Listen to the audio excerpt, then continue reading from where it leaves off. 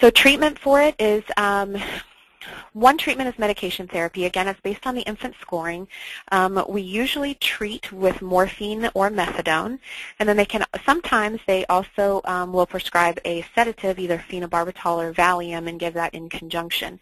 And based on how their scores are progressing, we wean those medications down by 10% as their scores are improving. So you can imagine by weaning something down 10%, depending on what dose they start at and how their scoring is improving or not improving for that matter, that can take a really long time.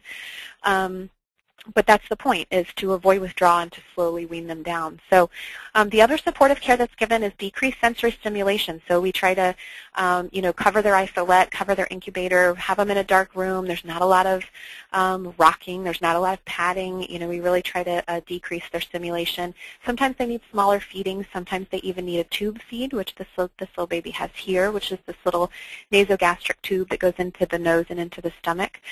Sometimes they need a higher calorie formula because they have such increased metabolic needs with all their withdrawal symptoms, the shaking and the jitteriness and so forth, and then obviously continuing to monitor their symptoms and treat accordingly. So the hospital cost, infants will often spend 3 to 4 weeks in a NICU, and the NICU is the neonatal intensive care unit, weaning off these medications. In my experience, I've seen babies there as long as 2 months or more. It's a long time. It's a really long time. The average hospital cost for a healthy newborn, born and leaves in 48 hours, is about $10,000. The average hospital cost for a baby in withdrawal is over 5 times that much. So this is a really, really heavy cost to your state and